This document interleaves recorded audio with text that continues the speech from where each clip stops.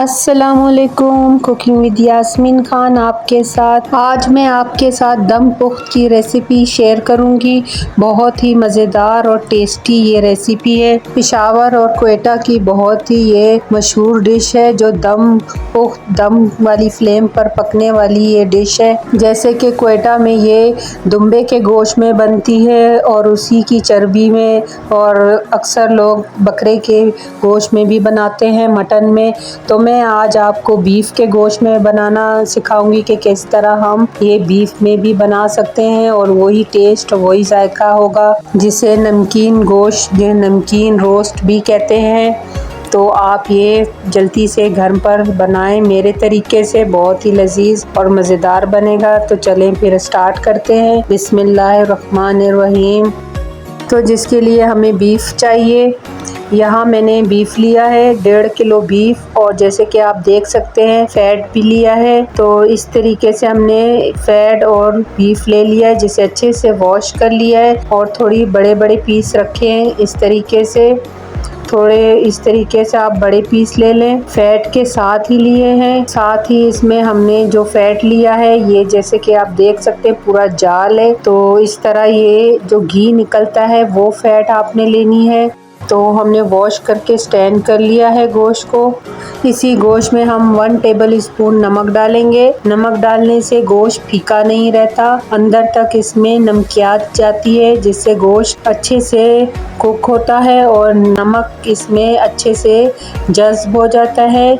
नमकीन गोश्त बनेगा और बहुत ही अच्छा और मज़ेदार इस तरह से इसका टेस्ट भी आता है। हाथों की मदद से अच्छी तरीके से हम गोश्त पर नमक मसल देंगे। बहुत अच्छे से ये नमक इसमें जब्स हो जाएगा और नमकीन गोश्त जैसे कि बन रहा है, तो नमक का टेस्ट बीच में अच्छे तरीके से इसमें आना चाहिए। तो यहाँ हमें एक हांडी चाहिए, ये मट्टी की हांडी है।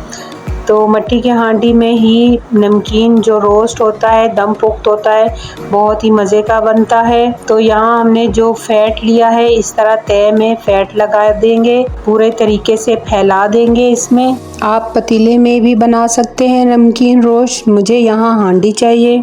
तो ये देखें फैट हमने इस तरीके से नीचे तय में फैला दिया है। जो इसका रोगन निकलेगा वो बहुत ही लजीज और मज़ेदार होता है। यहाँ हम ऑयल या घी का बिल्कुल भी इस्तेमाल नहीं कर रहे। यहाँ हम कुछ आलू हैं, इसे अच्छे से वॉश कर लिया था, धो के ड्राई कर लिया है, और साथ ही इस फैट के ऊपर इस तरीके से हम सेट कर देंगे। इसका टेस्ट बहुत अच्छा आता है आलू जब रोस्ट होके निकलते हैं। तो इस तरीके से तमाम आलू ये हमने लगा दिए हैं। इसी के ऊपर हम ये गोश्त डाल देंगे, बड़े बड़े पीस हैं ये। तो इस तरीके से सेट कर देंगे, आलू के ऊपर तय लगा देंगे, जैसे आप बिरयानी की तय लगाते हैं, सेम इसी तरीके से हम तय लगाते हुए इसे इस तरह सेट कर देंगे। तो इस तरह जहां आपको जगह मिल रही है उसमें आप सेट करते रहें इस हांडी में। तो तमाम गोश्त इस तरीके से हमने सेट कर लिया है। तो यहाँ हमें एक लहसुन चाहिए, पूरा फूल है लहसुन का। साथ ही एक अदद हमने प्याज लिया है, अच्छे से वॉश कर लिया था लहसुन, ये रख देंगे बीच में। साथ ही इसमें हम हरी मिर्चें डालेंगे, 10 से 15 अदद हरी मिर्चें हैं, अच्छे से वॉश करके आप डालें। और ये जो गोश्त का पीस है इसके ऊपर हम इस तरीके से रख देंगे। तो इस तरीके से आपने सेटिंग करनी है इसकी। सेम 2 टमाटर भी टेस्ट के लिए हम डाल देंगे इसमें सेट करके। और ये अदरक का 1.5 इंच का टुकड़ा है, जिसे बीच में से कट लगाकर इस तरीके से हमने इसमें डाल देना है, सेट कर देना है। दोनों तरफ हम इस तरह अदरक लगा देंगे।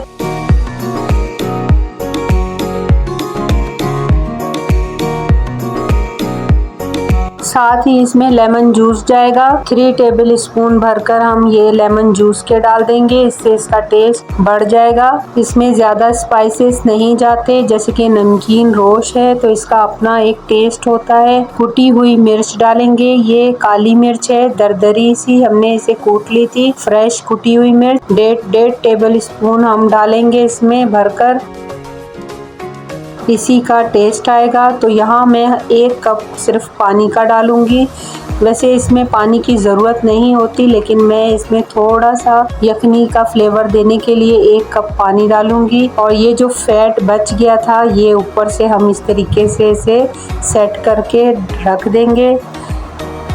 अब हम इसे आटे की मदद से इसे इस तरह लेप देके इसका ढक्कन ऊपर से बंद करेंगे, ताकि इसमें से कोई हवा या भाप बाहर ना निकले। इस तरीके से आटे का आप इस तरह पेड़ा लेके इसको बंद कर दें। गोलाई में इसका ढक्कन इस तरीके से इस पर सेट हो जाए। आटा लगा देंगे पतला पतला करके। आप इस तरीके से लंबाई में गोलाई में आटा लगाते हुए इस तरह से सेट कर लें। बहुत आसानी से ये सेट हो जाता है और ढक्कन इस पर बंद हो जाता है, चिपक जाता है, जिससे हवा और गैस बिल्कुल बाहर नहीं निकलती और ये अपनी ही दम वाली फ्लेम पर कुक होता रहता है। जैसे कि दम पुख्त है तो दम वाली फ्लेम पर हम इसे कुक करेंगे, बिल्कुल जैसे दानों वाली फ्लेम होती है, इसी में हम इसे कुक करेंगे। तकरीबन 4 से 4.5 घंटे के लिए हम इसे दम वाली फ्लेम पर रखेंगे, फिर हम आपको दिखाएंगे।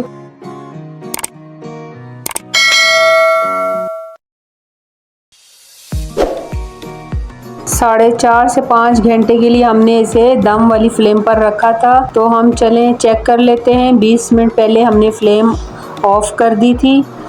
तो इसे हम छुरी की मदद से इस तरीके से आराम से कट लगाते हुए ढक्कन को खोलेंगे।